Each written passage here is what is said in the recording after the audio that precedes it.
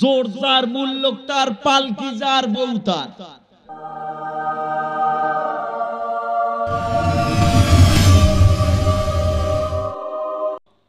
কোরআনকে যদি আমরা বলি, কোরআন আলোতে আসলে আমাদের উপকার কি হবে, আমাদের ফায়দা কি হবে, কোরআন জবাব দিচ্ছেন, ফামান তাবিয়া হুদায়া ফালা খাউফুন আলাইহিম ওয়ালা হুম ইয়াহজানুন। বলেন আল্লাহু আকবার, জোরে বলেন আল্লাহু আকবার।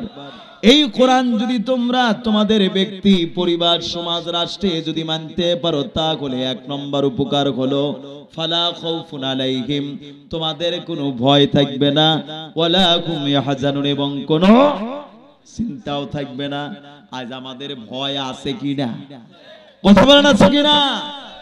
আজ কলা চোর আছে কিনা, বাগুন চোর আছে কিনা, পেঁপে চোর আছে কিনা, আম চোর আছে কিনা, কথা বলে না, কাঁঠাল চোর আছে কিনা, তারপরে আপনার চোর ডাকাত আছে কিনা, জিনা বেবিচার আছে কিনা, লুণ্ঠন আছে কিনা, সন্ত্রাস আছে কিনা, মিথ্যা মামলা আছে কিনা, মিথ্যা গ্রেফতার আছে কিনা, আসলে কি তাই?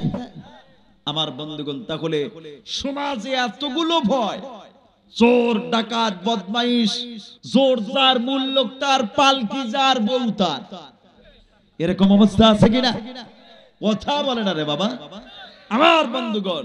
তাহলে এত ভয়ের কারণটা কি? আমরা কোরআন মানতে পারি না।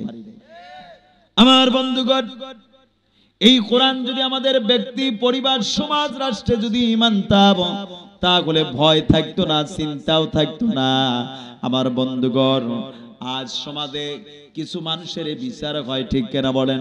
কিছু মানুষের বিচার হয়, সেই মানুষগুলো হলো কলা চোর, বাগুন চোর, ঠিক কেনা বলেন?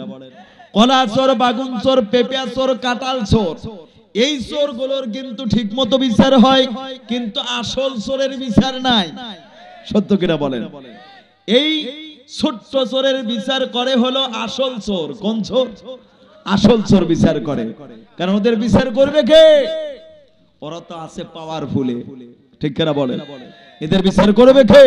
যারা সেই মসনদে বসে বসে অফিস আদালতে কলমের খোসা দিয়ে দিয়ে লক্ষ লক্ষ কোটি কোটি টাকা গুলো আত্মসাৎ করে নেয়, এদের বিচার করবে কে? ঠিক কিনা বলেন?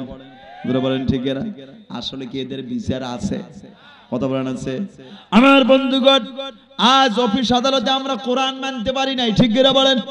কোরআন আমরা মানি শুধু তিন জায়গায়। কোন জায়গায়? তিন জায়গায় কোরআন মানি, মাদ্রাসা, মক্তবে আর মসজিদে, ঠিক কিনা বলেন? জোরে বলেন ঠিক কিনা? কয় জায়গায়? কয় জায়গায়? মক্তবে, মাদ্রাসায় আর মসজিদে, বাকি জায়গায় কোরআন নাই, ঠিক কিনা বলেন? এমনও নামাজি আছে আমার বন্ধুগণ, রোজাও রাখে, নামাজও পড়ে, অফিসে যখন চলে যায় ঘুষের টাকা নেওয়ার জন্য ডয়ের খুলে বসে থাকে, ঠিক কিনা বলেন? এরকম নামাজি আছে কিনা? এরকম রোজাদার আছে কিনা? আমার বন্ধুগণ, অফিসে বসে আছে টুপি মাথায় দিয়ে, মক্কেল এসে বলছে, জাহাপনা আপনার তো মাল পানি সব নিয়ে এসেছি। বলছে, তুমি কি জানো না আমি তো নামাজি, আমি তো রোজাদার, ওই দেখো ডয়ের খোলা আছে, ডয়ের মধ্যে রেখে যাও। এবার মক্কেল যখন ডয়ের মধ্যে টাকা রাখে, এবারে শুধু সুবহানাল্লাহ পড়ে, কয় সুবহানাল্লাহ, সুবহানাল্লাহ। কি পড়ে? ডয়ের মধ্যে ঘুষের টাকা আসতেছে, হাতে ছুটছে না, কিন্তু দোয়া পড়তেছে সুবহানাল্লাহ, সুবহানাল্লাহ। তার মানে কি? আরো আসুক, আরো আসুক।